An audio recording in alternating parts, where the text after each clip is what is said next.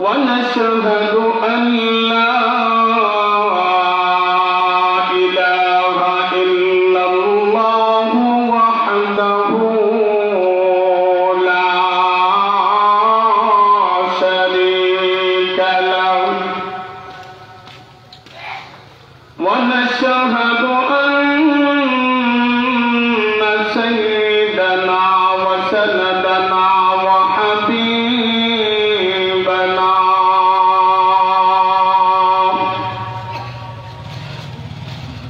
وطبيبنا وطبيب قلوبنا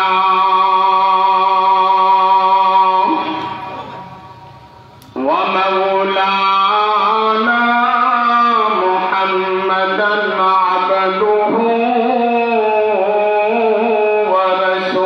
ورسوله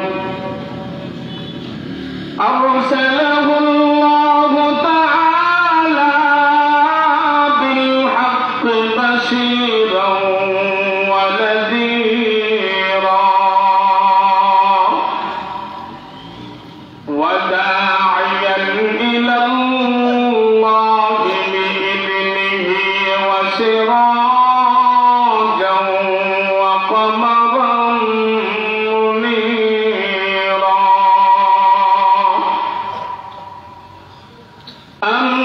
أما بعد فقد قال الله تعالى وتبارك في كلامه المجيد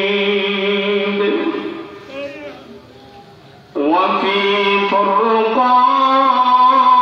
فرقانه الحميد আমার সাথে একটু জবান খুলে পড়ে أعوذ بالله من الشيطان الرجيم بسم الله الرحمن الرحيم ما كان محمد أبا أحد من رجالكم ولكن رسول الله وخاتم النبيين وكان الله بكل شيء عليما صدق الله مولانا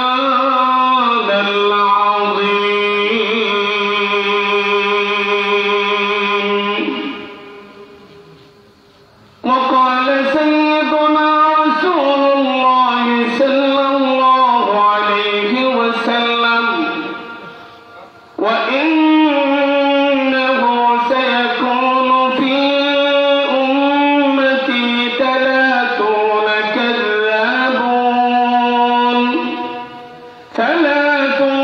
كذابون كلهم يزعم أنه نبي وأنا خاتم النبيين لا نبي بعدي وصدق رسوله النبي الكريم ونحن على ذلك من الشاهدين والشاكرين والحمد لله رب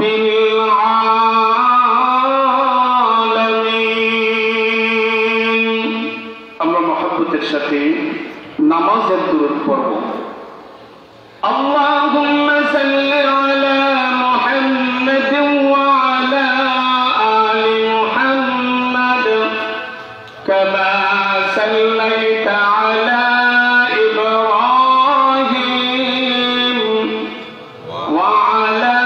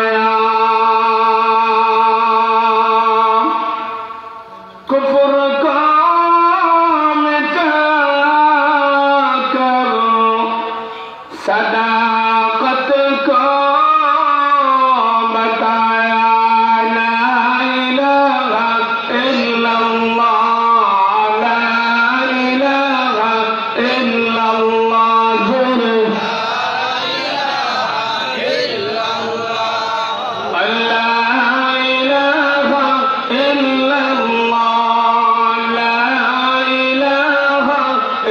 इल्लल्लाह ला इलाहा इल्लल्लाह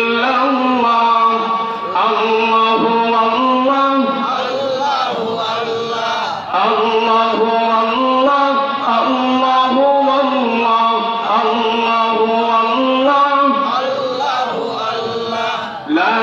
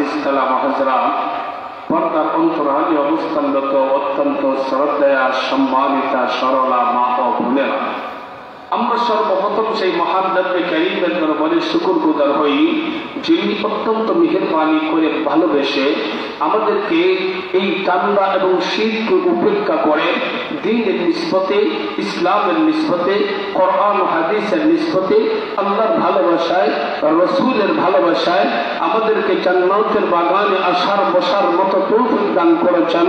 সেই জন্য আমরা প্রত্যেকেই অন্তরের গভীর থেকেই জবান করে মালিককে সন্তুষ্ট করার নিয়তে একবার শুকরিয়া আদায় করে পড়ি আলহামদুলিল্লাহ। মুহতারাম হাজিরিন, আমি আপনাদের কাছে অত্যন্ত একদম নতুন একজন মানুষ। আপনাদের সাথেও আমার জীবনে মনে হয় না কোনোদিন দেখা হয়েছে, আপনারাও কোনোদিন আমাকে দেখছেন এমন মনে হয় না। যেহেতু ব্রাহ্মণবাড়িয়াতে আমার আশা হয়েছে অনেক, কিন্তু অত্র এলাকাতে আমার আশা হয়নি। এই হিসাবে আপনাদের অবস্থা সম্পর্কে আমার জানা নেই। যে যার সাথে উঠা বসা করে চলাফেরা করে তার অবস্থা সম্পর্কে তার জানা থাকে। আমি যেহেতু আপনাদের এলাকার নতুন মেহমান, আপনারাও আমার কাছে একদম নতুন, এই হিসাবে আজকে প্রথম সাক্ষাৎ, প্রথম পরিচয়। আমি মনে করি যেহেতু আমি অনেক দূর থেকে এসেছি, সুদূর সুনামগঞ্জ থেকে এসেছি, প্রায় 7-8 ঘন্টা জার্নি হয়েছে। আমি মনে করি আপনারা যারাই আছেন, আমি একটা আবদার আপনাদের কাছে রাখতে চাই। আপনারা কি আমার আবদারটা রাখবেন? কথা বুঝেননি? আমার কথা বুঝেননি? প্রথম আবদারটা হলো, আপনারা এতক্ষণ পর্যন্ত বসা ছিলেন, আপনারা অনেক আছেন আমার বাবার বয়সী মুরব্বী, আপনাদেরকেও কষ্ট দিতে চাই। কষ্টটা হলো একবার সবাই আল্লাহু আকবার বলে দাঁড়ায় যান। দাঁড়ান, একবার আল্লাহু আকবার বলে দাঁড়ান। আরো জোরে কোন আল্লাহু আকবার, আরো জোরে কোন আল্লাহু আকবার। যে যত বেশি তার জবান খুলে আল্লাহু আকবারের ধ্বনি দিবে, তত বেশি শয়তান পালাইতে থাকে। চিৎকার দিয়ে বলেন ঠিক কিনা? এই জন্য আমি আপনাদেরকে বলবো, পিছনে যারা আছেন একটু সামনে আগান। একটু কুয়াশা পড়ছে তো ঠান্ডার ভাবটাও আপনাদের গায়ে লাগবে না। একটু জন্মা বসেন, একটু জন্মা বসেন, সামনে একটু আগান। মাশাআল্লাহ, ঠিক আছে, মাশাআল্লাহ। আপনারা কষ্ট পাইছেন? জোরে কোন কষ্ট পাইছেন? একটু জন্মা বসলেন, ঠান্ডার প্রভাবটাও আপনাদের গায়ে লাগলো না। আমারও আলোচনা করতে সুবিধা হবে। কি কোন কথা ঠিক কিনা? যাক, আমি আমার আলোচনা শুরু করার পূর্বে আমি আপনাদের কাছে যে আয়াতে কারিমা তিলাওয়াত করেছি, এই আয়াত করা হলো কোরআনুল কারীম সূরাতুল আহজাবের 40 নম্বর আয়াত। আমি কোরআনুল কারীমের সূরাতুল আহজাবের 40 নম্বর আয়াত আপনাদের সামনে তিলাওয়াত করেছি।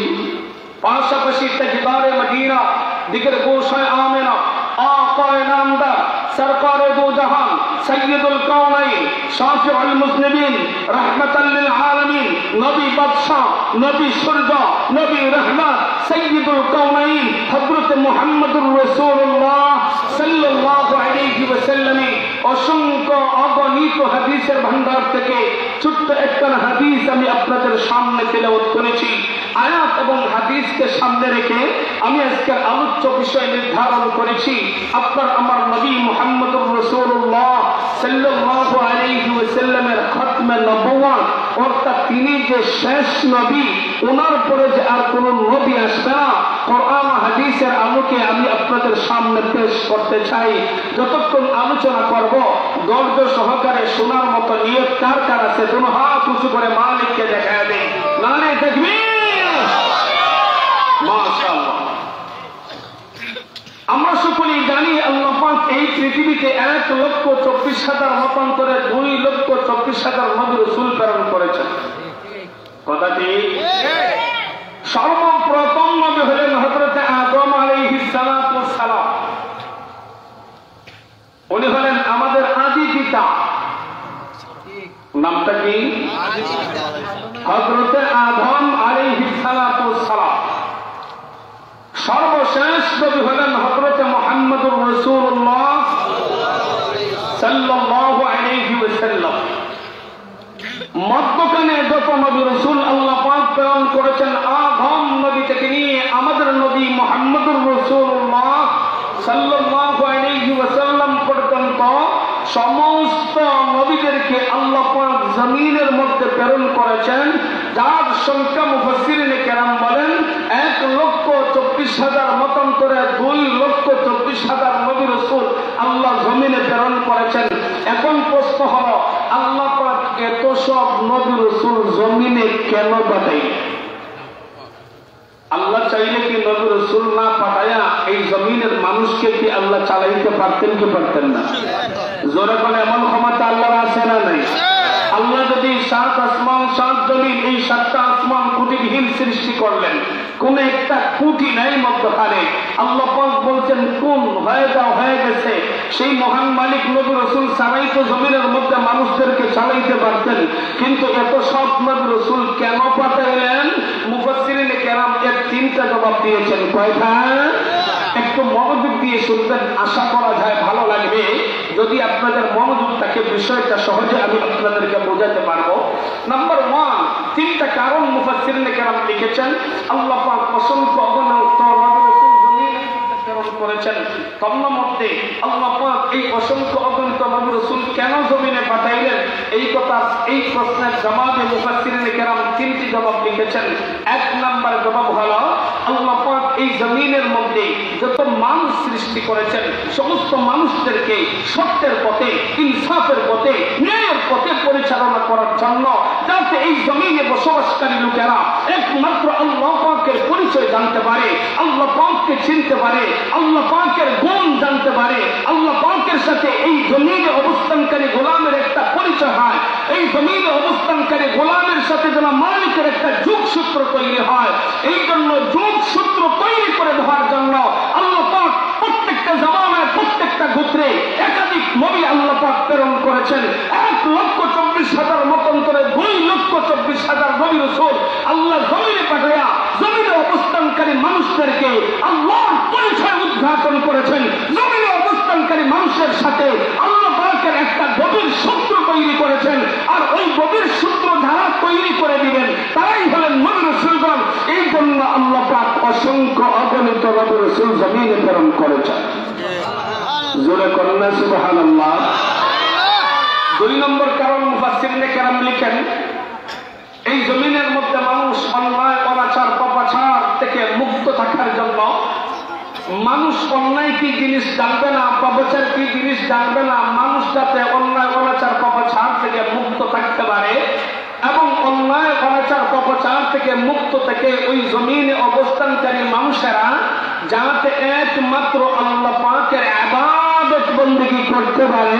আর এই ইবাদত বন্দেগী যারা শিক্ষা দিবেন, যারা তরতিব দিবেন, যারা তাদেরকে ইবাদত বন্দেগীর প্র্যাকটিক্যাল আমল শিক্ষা দিবেন, যারা ইবাদত বন্দেগীর সাথে গোলামকে তার মালিকের ইবাদতের মধ্যে লাগায় দিবেন, তারা হলেন নবী রাসূলগণ।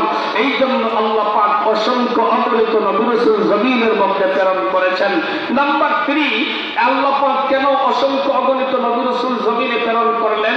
মুফাসসিরিনে কেরাম জবাব দেন, এই জমিনের মানুষেরা নামাজ 5 ওয়াক্ত, ফজরের নামাজ কয় রাকাত, জোহরের নামাজ কয় রাকাত, আসরের নামাজ কয় রাকাত, মাগরিবের নামাজ কয় রাকাত, এশার নামাজ কয় রাকাত, জুমার নামাজ কয় রাকাত, হজ কেমন করবে, যাকাত কেমনে দিবে, কেমন কইরা তাসবিহাতগুলো আদায় করবে, কেমন কইরা ওযু গোসল ইস্তিনজা করবে, ওইগুলা মানুষ জানে না। ওইগুলা জানানোর জন্য, অর্থাৎ প্র্যাকটিক্যাল আমল শিক্ষা দেওয়ার জন্য আল্লাহ পাক অসংখ্য অগণিত নবী রাসূলদেরকে জমিনে সৃষ্টি করেছেন, জমিনে প্রেরণ করেছেন, যাতে নবীরা জমিনের মধ্যে আসিয়া মানুষদেরকে প্র্যাকটিক্যাল আমল শিক্ষা দিয়েছেন। এই জমিনের মানুষেরা, তোমরা ফজরের নামাজ এইভাবে আদায় করো, তোমরা জোহরের নামাজ এইভাবে আদায় করো। নামাজ আদায় করতে হলে তোমাদেরকে নামাজের পূর্বে ওযু করতে হয়, পবিত্রতা অর্জন করতে হয়। ওইভাবে তোমরা পবিত্রতা অর্জন করো। ওইগুলা প্র্যাকটিক্যাল আমল শিক্ষা দেওয়ার জন্য আল্লাহ পাক জমিনে অসংখ্য অগণিত নবী রাসূল প্রেরণ করেছেন। বলেন সুবহানাল্লাহ। আমরা 3টা কারণ জানলাম। কয়টা? জোরে কোন কয়টা? 1 নম্বর কারণ হলো আল্লাহ পাকের সাথে বান্দাদের পরিচয় করানোর জন্য আল্লাহ জমিনে নবী রাসূল প্রেরণ করেছেন। 2 নম্বর কারণ হলো আল্লাহ পাকের একমাত্র আল্লাহ পাকের ইবাদত বন্দেগী করানোর জন্য, এই ইবাদত বন্দেগীর মধ্যে গোলাম যাতে লেগে যায়, লাগাবেন, এই জন্য আল্লাহ পাক অসংখ্য অগণিত নবী রাসূল প্রেরণ করেছেন।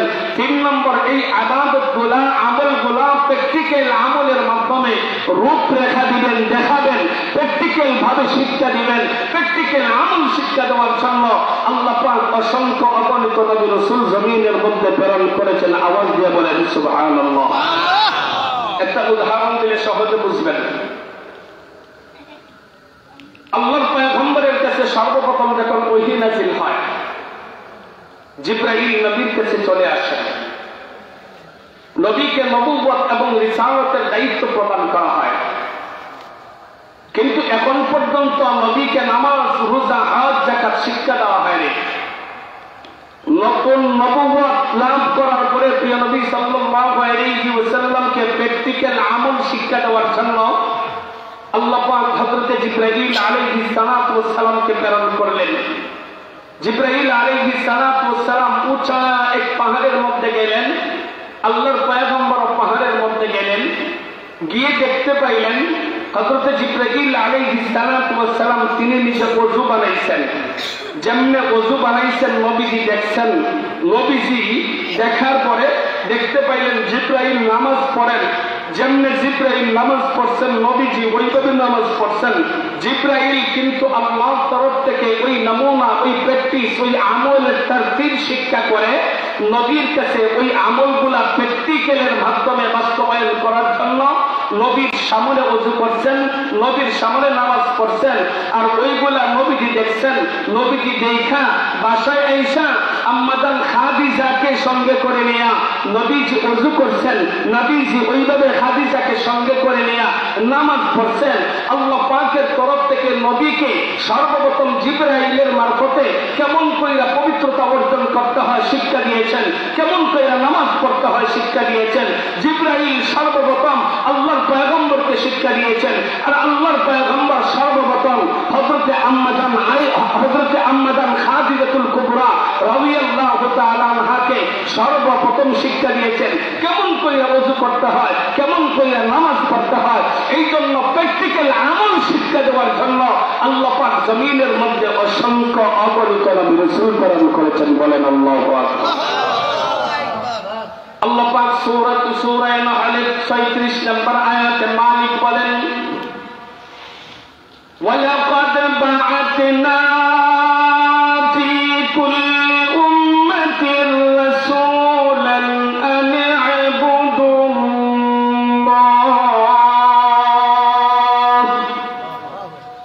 ওয়াজতানিবুত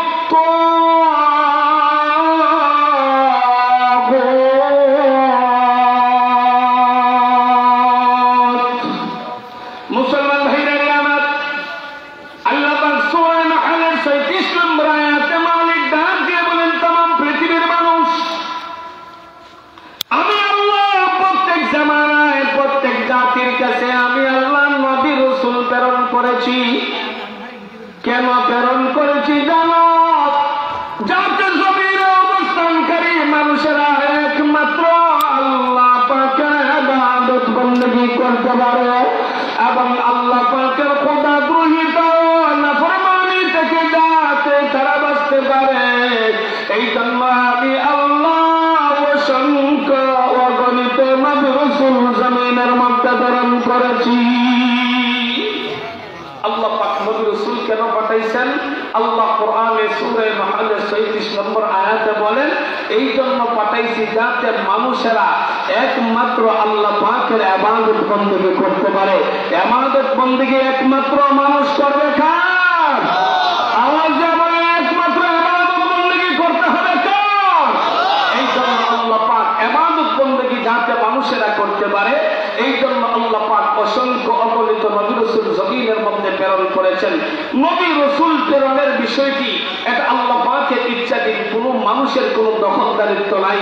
আল্লাহ যাকে যখন যেই সময় যেভাবে ইচ্ছা সেইভাবে আল্লাহ পাক নবী রাসূল প্রেরণ করবেন। কিন্তু কাকে কখন যে আল্লাহ নির্বাচিত করেন এটা একমাত্র আল্লাহ পাকই ভালো জানেন, পৃথিবীতে আর কেউ জানে না।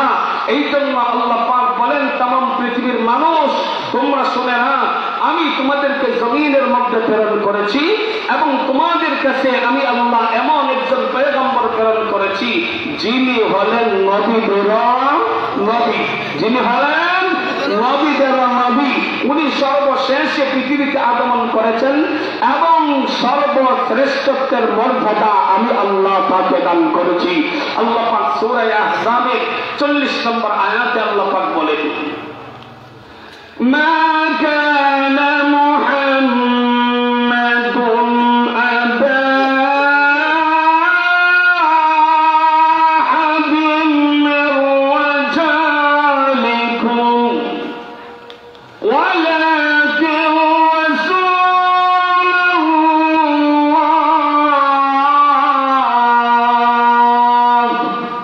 ওয়া খাতামান নাবিয়্যিন।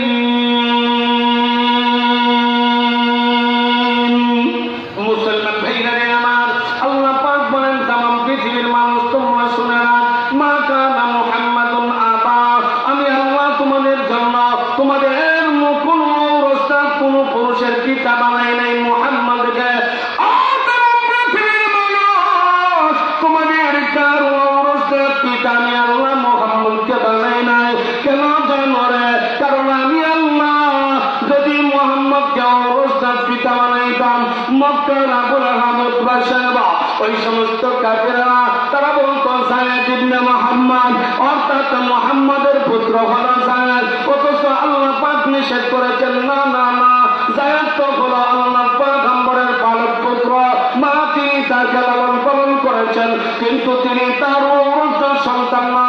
কিন্তু আল্লাহ পাক জানাতেন তমাম পৃথিবীর মানুষ তোমরা শুনে নাও, আমি আল্লাহ আমার পয়গম্বরকে তোমাদের কোন ঔরসদার পুরুষের পিতা বানাই নাই, কিন্তু ঔরসদার কোন পুরুষের পিতা না বানাইলে কি হবে, আমি আল্লাহ আখির জামান নবীর উম্মত নারী পুরুষ যারা হবে প্রত্যেকের জন্য আমি আল্লাহ মুহাম্মদকে রূহানি পিতা বানাইছি। আমাদের রূহানি পিতা হলেন আমাদের নবী মুহাম্মদুর রাসূলুল্লাহ সাল্লাল্লাহু আলাইহি ওয়াসাল্লাম। প্রত্যেকটা নারী পুরুষ ঈমানদার মুসলমান যারা, প্রত্যেকটা নারী পুরুষের 4 জন করে পিতা আছে। কয়জন? 4 জন।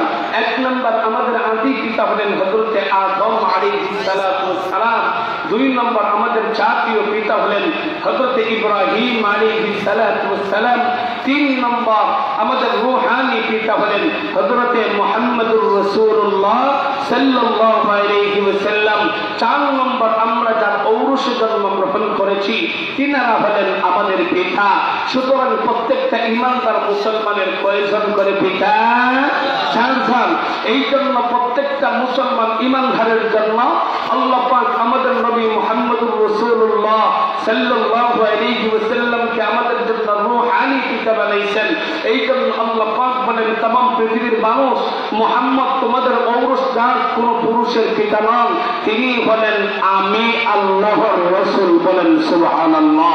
শুধু আল্লাহর রাসূল যে তা না, আমি আমার পয়গম্বরকে জমিনের মধ্যে প্রেরণ করেছি, তিনি শুধু আমার রাসূল তা না, তিনি হলেন ওয়াখাতামান নবিয়্যিন, তিনি হইলেন সর্বশেষ নবী। ওনার পরে আমি আল্লাহ আর কাউকে নবী বানায়া জমিনের মধ্যে পাঠাই নাই।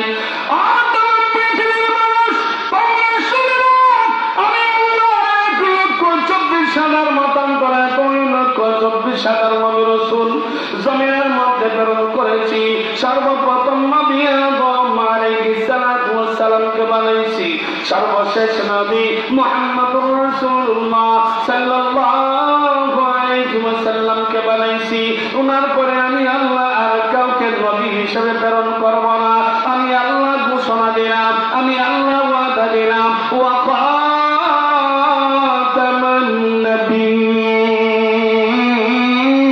উনি হইলেন সর্বশেষ নবী। সুতরাং উনার পরে আর কোন নবী আসবে না, উনার পরে আর কোন নবী প্রেরণ করা হবে না। কিন্তু ঘোষণা আল্লাহ পাক দিয়ে तमाम পৃথিবীর মানুষকে জানায় দিয়েছেন, পৃথিবীর মানুষ তোমাদের পয়গম্বর হলেন সর্বশেষ নবী, উনার পরে আমি আর কোন নবী পাঠাবো না। আল্লাহ পাকের ঘোষণার পরে নবীজি হাদিস শরীফের মধ্যে ঘোষণা করেন, ইন্নার রিসালাতা ওয়ান নবুওয়াতা قد انقطعت فلا رسول بعدي ولا نبي।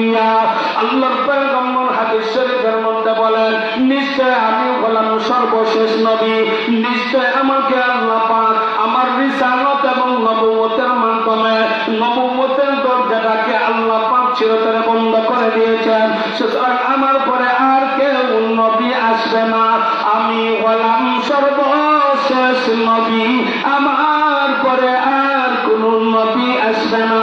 শুধু তাই না, নবীজিও পরে হাদিসের মধ্যে বলেন, আনা খাতামুন নবিয়্যিন লা নবিয়্যা বা'দি।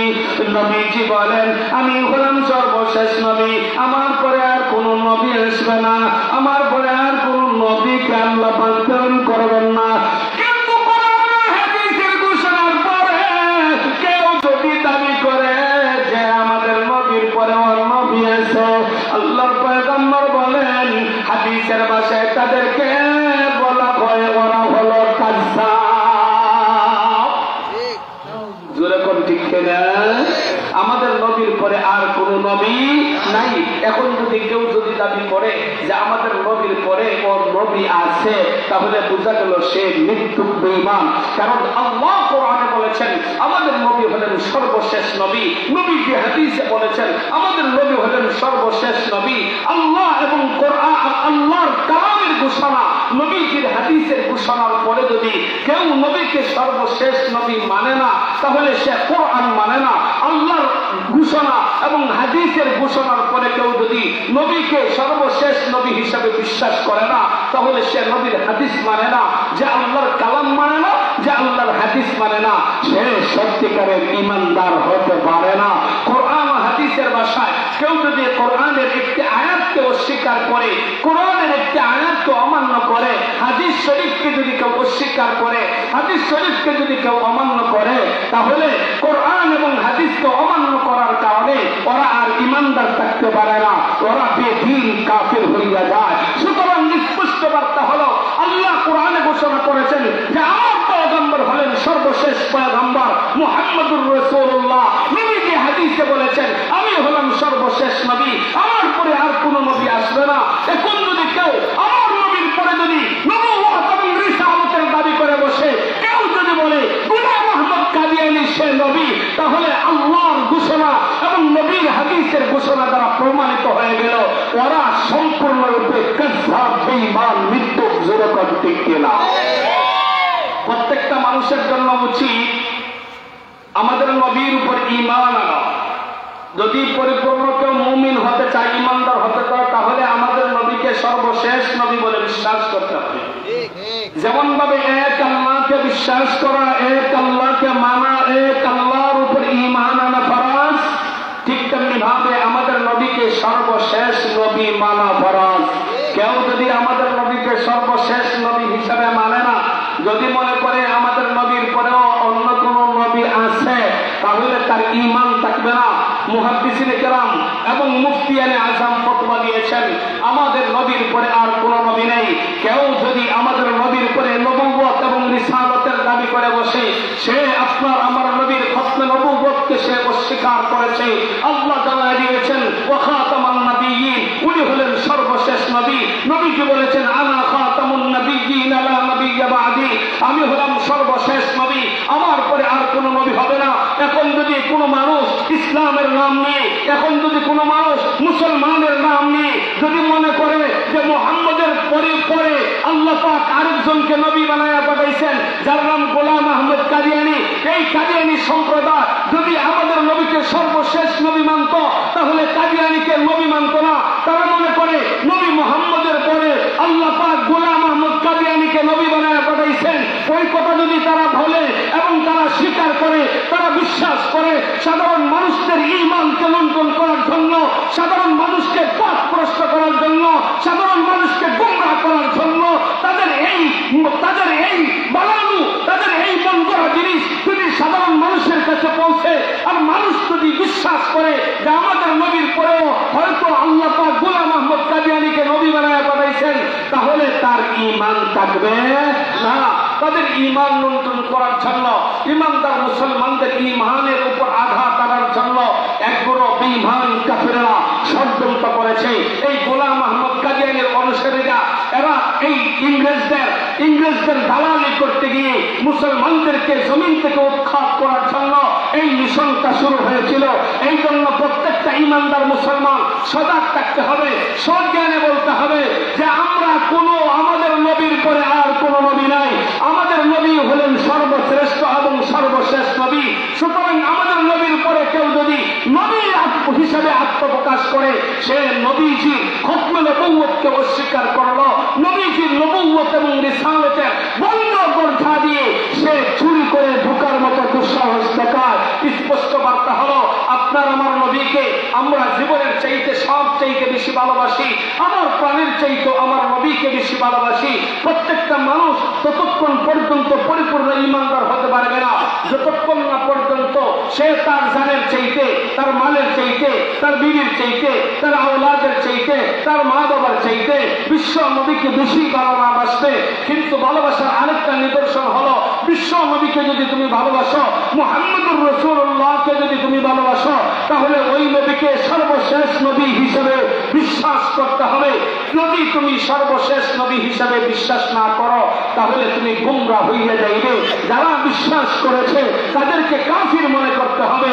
গোলাম আহমদ কাদিয়ানী কাফির এবং তার অনুসারীরা কাফির। যারা নবীর পরে নবুয়ত এবং রিসালতের দাবি করে বসে তারা হলো আহলে সুন্নাত ওয়াল জামাতের আকীদা অনুসারে কাফির। যেরকম আরো যেরকম নারে তাকবীর, নারে তাকবীর, দিন ইসলাম, উড়ানে আকালে, উড়ানে আকালে, নারে তাকবীর। ইনশাআল্লাহ আমি বেশি সময় নেব না, অল্প সময়ের ভিতরে আমার আলোচনা সমাপ্ত করব। আমি আপনাদেরকে একটা মেসেজ দিতে চাই, একটা বার্তা দিতে চাই। এই জমিনের মধ্যে আমরা কি চিরকাল থাকবো? একটু জোরে কন। আমাদের মরণ লাগবে, লাগবে কি লাগবে না? এই দুনিয়াতে আমরা যেহেতু থাকবো না, এই দুনিয়া হলো ক্ষণস্থায়ী। আমাদের অনন্ত চিরস্থায়ী আরেকটা জগৎ আছে না নাই? অনন্তকালের আরেকটা চিরস্থায়ী জগৎ আছে। এই জগতে যাইতে হলে মৌত নামক জিনিসের মাধ্যমে আমরা ওই জগতে যাব। ওই জগতে যাওয়ার আগেও আমাদের জন্য আরেকটা জগৎ আছে। সেই জগতের নাম হলো আলমে বরজাখ, কবর জগৎ। এই কবর জগতে যাওয়ার পরে আমাদের নবী সম্পর্কে প্রশ্ন করা হবে কি হবে না? আর জিজ্ঞেস করা হবে ওয়ামান হাযার রাজুলুল্লাযী বুইসা ফীকুম, তুমি কি ওই ব্যক্তিকে চিনো, ওই রাসূলকে চিনো? তখন সেই দিন কি বলবে? তুমি যদি তোমার নবীর প্রেম আর ভালোবাসা তোমার হৃদয়ের মধ্যে যদি স্থাপনা না করো, হৃদয়ের মধ্যে যদি জায়গা না দাও, তুমি যদি তোমার হৃদয়ের মধ্যে সবগুলা উজাড় করে বিশ্ব নবীর ভালোবাসাকে যদি তোমার অন্তরের গভীরের মধ্যে যদি জায়গা না দিতে পারো, তাহলে এই কবরের মধ্যে যখন জিজ্ঞেস করা হবে ওমান হাযার রাজুলুল্লাযী বুইসা ফীকুম, সেই দিন আমরা কি জবাব দেব? ওই নবী, যেই নবী শুধুমাত্র দুনিয়াতে থাকতেই উম্মতের জন্য ফিকির করছেন, যেই নবী হাসরের ময়দানে উম্মতের জন্য ফিকির করবেন, কিন্তু ওই নবীকে আমাদের কেমন ভালোবাসা দরকার? ওই নবী বলেছেন আমি সর্বশেষ নবী, আমার পরে আর কোন নবী হবে না। এরপরেও একগুলো মানুষ, ওরা মুসলমান নামধারী মানুষ, মুসলমান নাম নিয়ে তারা ইসলাম ধর্মকে ব্যবহার করে আমাদের নবীর পরেও গোলাম আহমদ কাদিয়ানীকে নবী হিসেবে মানতে চায়। আমাদের স্পষ্ট বার্তা হলো আমরা যতদিন পর্যন্ত এই পৃথিবীর মধ্যে বেঁচে থাকবো, আমরা ইমানদার মুসলমান হিসেবে আমরা এক আল্লাহকে বিশ্বাস করি, আমরা আল কোরআন আমাদের শ্রেষ্ঠ কিতাব হিসেবে বিশ্বাস করি, আমাদের পয়গম্বর মুহাম্মদুর রাসূলুল্লাহকে বিশ্বাস করি। আমাদের নবীর পরে কেউ যদি নবী হিসেবে কোন ভ্রান্ত মতবাদ যদি জমিনে আত্মপ্রকাশ করতে চায়, আমরা আমাদের শরীরের শেষ বিন্দু রক্ত দিয়ে হলো ওই সমস্ত কাফিরদের বিরুদ্ধে মোকাবেলা করে ছাড়বো ইনশাআল্লাহ। নবীর পরে নবী নাই, সংসদে আইন চাই। নবীর পরে নবী নাই, সংসদে আইন চাই। জোরে জোরে নবীর পরে নবী নাই, নবীর পরে নবী নাই, সংসদে আইন চাই। কাফির কাফির কাদিয়ানী, কাফির কাফির কাফির, জোরে কাফির কাফির কাদিয়ানী কাফির। নবীর পরে নবী নাই, নবীর পরে নবী নাই, সংসদে আইন চাই। ওই বাংলার মুসলমান সবচাইতে প্রাণের কবি হলো হাসরের ময়দানে যেই দিন নবী আত্মপ্রকাশ করবেন, সমস্ত নবীরা ইয়া মুফতি ইয়া মুফতি বলতে থাকবে, একমাত্র আপনার মতো নবী বলতে থাকবে ইয়া উম্মতি ইয়া উম্মতি।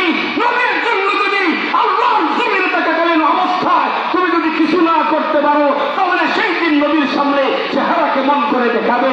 ও মুসলমান ইমানদার, এই জন্য কাফির ঘোষণা করে কাদিয়ানীরা আমাদের নবীকে শেষ নবী মানে না, আমাদের নবীর খতমে নবুয়তকে অস্বীকার করে, আমাদের নবীর ইজ্জতের উপর আঘাত হানে, আমাদের নবীর খতমে নবুয়তের বন্ধ দরজা দিয়ে ওই কাদিয়ানী সম্প্রদায় ঢুকতে চায়। আমরা স্পষ্ট ভাবে বলতে চাই, যতদিন পর্যন্ত আমাদের শরীরে রক্ত প্রবাহমান থাকবে, যতদিন পর্যন্ত আমাদের শরীরে শ্বাস প্রশ্বাস বিদ্যমান থাকবে, যতদিন পর্যন্ত আমরা এই জমিনে থাকবো, আমরা সবচাইতে বেশি আমাদের নবীকে ভালোবাসবো, আমাদের নবীর ইজ্জত রক্ষা করার জন্য আমরা আমাদের জীবন যৌবন সবগুলো বিসর্জন দেব।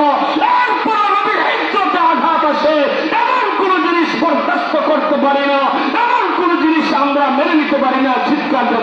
কিনা? 2 নম্বর আরেকটা পয়েন্ট হলো আমরা কালিমা পড়ি। আমাদের কালিমা হলো লা ইলাহা ইল্লাল্লাহ। আপনারা পারেননিও কালিমা? কেউ যদি শুধুমাত্র পড়ে লা ইলাহা ইল্লাল্লাহ, কালিমা সম্পূর্ণ হলো না অর্ধেক হলো? এই কথা আপনারা বুঝেননি।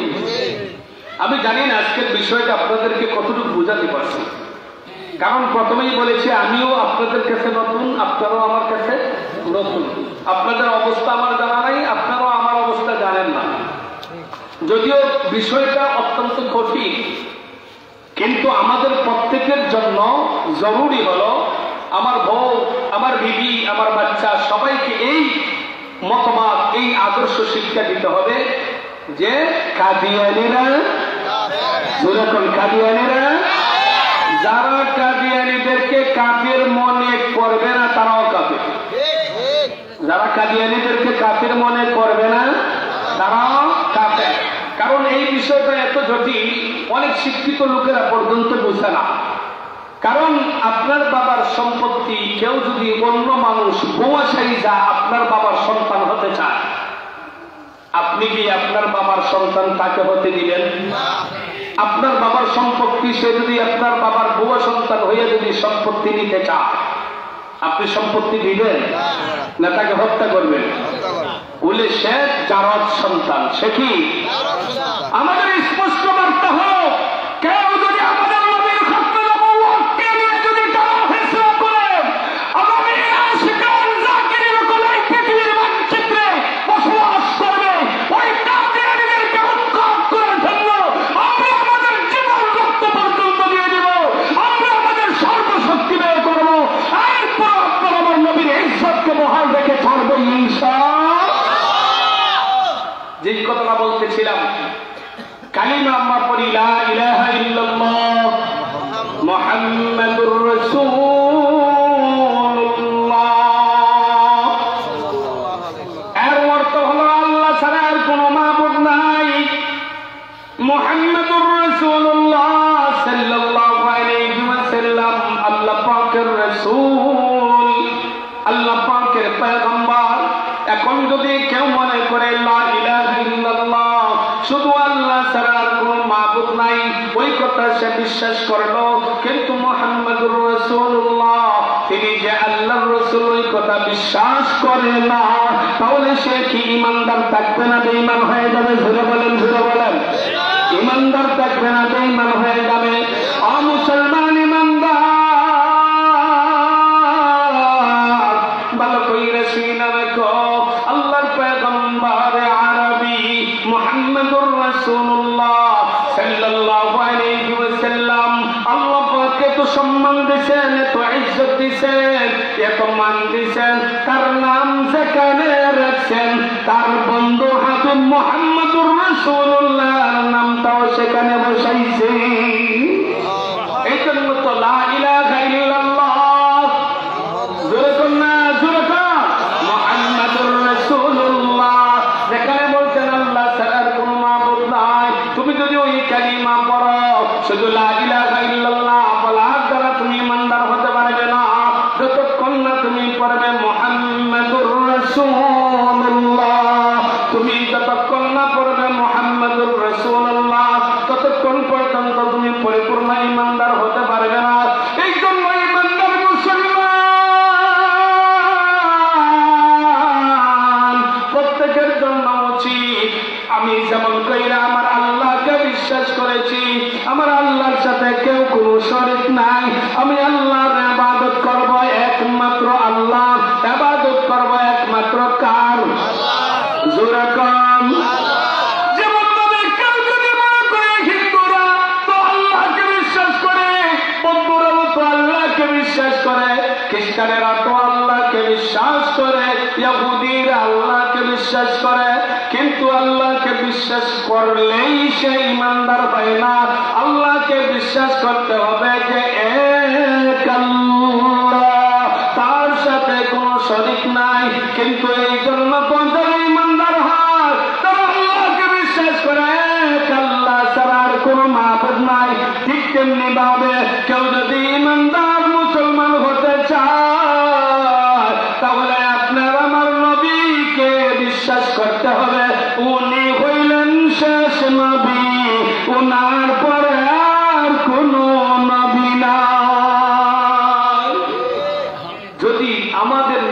পরে আর কোন নবী নাই, ওই কথা যদি বিশ্বাস না করো তাহলে তুমি ইমানদার মুসলমান হতে পারবে না। কারণ আমাদের নবী হলেন সর্বশেষ নবী, সর্বশ্রেষ্ঠ নবী। ঘোষণা দিয়েছেন কে? আর জোরে কান। 2 নম্বর, আমাদের নবী হাদিসে বলে গেছেন যে আমি হলাম সর্বশেষ নবী, আমার পরে আর কোন নবী নেই। অসংখ্য অগণিত যুক্তিক কারণও বিদ্যমান আছে, কিন্তু আমি সেদিকে যাচ্ছি না, কারণ লম্বা সময় হয়ে যাবে। আপনাদেরকে আমি আর কষ্ট দিতে চাই না, যেহেতু কনকনে শীতও পড়তেছে, ঠান্ডা পড়তেছে, আর অধিকাংশই মুরব্বী বাবারা বসে আছেন। যেভাবেই হোক আপনারা বুঝেন আর না বুঝেন বসে তো আছেন। আল্লাহ পাক তো এইটাই দেখতে চান, বান্দা কি আমল কতটুকু করেছ। আল্লাহ পাক তো ওই দিকে তাকায় না, আল্লাহ পাক দেখে বান্দা কি পরিমাণ ভালোবাসা, কি পরিমাণ অন্তর নিয়ে কেমন আমল তুমি তোমার মালিকের সামনে করছ। মালিক তো এটা দেখতে চায়, মালিক দেখতে চায় বান্দা তুমি কেমন কি আমল করতেছ, তোমার অন্তরের মধ্যে কেমন মালিকের প্রতি ভালোবাসা আছে। এই জন্য মেরে মুহতারাম দোস্ত, আল্লাহ পাক যতক্ষণ আমাদেরকে বসাইছেন, আমরা কোরআন ও হাদিসের আলোকে জানতে পারলাম যে আমাদের নবী হলেন সর্বশেষ নবী। আমাদের নবী হাদিসে বলেছেন আমাদের নবী শেষ নবী, উনার পরে আর কোন নবী নেই। যদি এতটুকু ঈমান আমাদের অন্তরে মজবুত থাকে যে আমাদের নবী হলেন সর্বশেষ নবী, আমার জীবন চলে যাবে, আমার নবী যে সর্বশেষ নবী আমি এই কথা বলেই যাব, আমি এই কথা বলেই যাব। আমি কোরআন পড়তে পারি না, কোরআনের তাফসীর আমি বুঝি না, কিন্তু আমি জানি কোরআনের আলোচনা উলামায়ে কেরাম করেন। উলামায়ে কেরাম এই কথা স্পষ্টভাবে কোরআন থেকে তাফসীর করে বলেছেন যে কাদিয়ানীরা কাফির। আমাকে ঈমান আনতে হবে যে কাদিয়ানীরা কাফির, এতে কোনো সন্দেহ নাই। এই জন্য আমরা এতটুকু ভালোবাসা নিয়ে যদি আল্লাহর আদালতে হাজিরা দিতে পারি, আশা করা যায় হাসরের ময়দানে নবীর সামনে আমরা এতটুকু ভালোবাসা উজাড় করে আমরা বলতে পারবো, ইয়া রাসূলুল্লাহ, আপনার খতমে নবুয়তের আকীদা, এই বিশ্বাসের ক্ষেত্রে আমরা ছিলাম অটল, আমরা ছিলাম অবিচল। আমাদেরকে যে কোনো পায়তারা করে এই বিশ্বাস থেকে আমাদেরকে কেউ সরাতে পারে নাই। আশা করা যায় এই এতটুকু ঈমান নাজাতের জন্য উসিলা হতে পারে। কথা বলতে কিনা? শুধু তাই না, এই নবীর বাগান হলো মাদ্রাসা। মাদ্রাসা থেকে আশিক রাসূল তৈরি হয়, মাদ্রাসা থেকে উলামায়ে কেরাম তৈরি হয়, মাদ্রাসা থেকে কোরআন হাদিস পড়নেওয়ালা তৈরি হয়। আমার মতো ব্যক্তি তৈরি হয়েছে আপনাদের এই সমস্ত মাদ্রাসা থেকে। যদি মাদ্রাসাতে না পড়তাম আজকে আপনাদের সামনে দাঁড়ায়া কোরআন হাদিস নিয়ে কথা বলার যোগ্যতা আমার ছিল না। আমার থেকে বড় বড় সিনিয়র ভাইয়ারা আছে, আমার বাবার বয়সী মুরব্বিয়ানে কেরাম আছে। আপনারা তো অনেকে কথা বলতে পারেন না, কোরআন হাদিস তো বুঝেন না। এর মানে হলো আমি ওই জায়গাতে যাই নাই, যার কারণে বুঝি না। তুমি ওই জায়গাতে গেছো তো এই জন্য তুমি বোঝো। এই জন্য প্রত্যেকটা মানুষ এই জায়গা থেকে নবীর ওয়ারিস তৈরি হয়, এই সমস্ত মাদ্রাসা থেকে নবীর ওয়ারিস তৈরি হয়। নবীর আশক এবং মহব্বত এবং ভালোবাসার জায়গা এই মাদ্রাসাকে বলা হয় নবীর বাগান, মসজিদকে বলা হয় আল্লাহর ঘর। এই জন্য এই সমস্ত মাদ্রাসার সাথে মওত পর্যন্ত ইনশাআল্লাহ আমাদের কার কার সম্পর্ক থাকবে। হ্যাঁ, কিছু করে মালিককে দেখায় দেয় নারে তাকবীর, নারে তাকবীর। আল্লাহ আমাদের সবাইকে কবুল করুন, জোরে বলুন আমিন। এই পর্যন্ত যতটুকু আলোচনা করলাম আর শুনলাম, অতটুকু আলোচনা থেকে সারমর্ম হলো আমাদের নবী হলেন সর্বশেষ নবী। এই কথা আমাদেরকে জবান দিয়ে বিশ্বাস করতে হবে, এই কথা আমার অন্তর দিয়ে বিশ্বাস করতে হবে। শুধু জবান দিয়ে বললাম আমার নবী শেষ নবী, কিন্তু অন্তর দিয়ে বিশ্বাস করলাম না, একটা ইমানদার হওয়া যায় না। এই কথা অন্তর দিয়ে বিশ্বাস করার পাশাপাশি আমাকে আমলের মাধ্যমে বাস্তবায়ন করতে হবে যে উনি হলেন সর্বশেষ নবী, উনাকেই আমি জীবনের সবচেয়ে বেশি ভালোবাসি। নবীজির খতমে নবুয়তকে নিয়ে কেউ যদি টানা হেচড়া করে আমি আমার জীবন দিয়ে দিব। এরপর নবীজির খতমে নবুয়ত সংরক্ষণ করে ছাড়বই ছাড়বো ইনশাআল্লাহ। আল্লাহ পাক যেন আমাদের প্রত্যেককে কবুল ও মঞ্জুর করেন। 3 দিন ব্যাপী ঐতিহাসিক তাফসীরুল কোরআন মাহফিলের আজকের সমাপনী দিনে, সমাপনী অধিবেশন যারা বসে আছেন ধৈর্য ধরে, যে সমস্ত মা বোনরা ধৈর্য ধরে কোন শীতকে উপেক্ষা করে আপনারা আলোচনা শুনতেছেন, সবাইকে আন্তরিক মোবারক মোবারকবাদ ও ধন্যবাদ। আপনাদের এই মাহফিলের পরিপূর্ণ সফলতা, এলাকার সর্বাঙ্গীন উন্নতি এবং যারা ইন্তজাম করেছে, সহযোগিতা করেছেন, সবাইকে আন্তরিক মোবারকবাদ ও ধন্যবাদ জানিয়ে আমি আমার আলোচনা এখানেই শেষ করছি। ওয়া আখিরু দাওয়ানা আলহামদুলিল্লাহি রাব্বিল আলামিন। আশা করি আপনারা সবাই ভালো থাকবেন, সুস্থ থাকবেন। আমিও আপনাদের জন্য দোয়া করি, আপনারাও আমার জন্য দোয়া করবেন। আল্লাহ পাক যেন প্রত্যেককে দুনিয়া ও আখিরাতের উভয় জাহানের পরিপূর্ণ সফলতা কামিয়াবি দান করেন। জোরে আওয়াজ দিয়ে বলেন আমিন।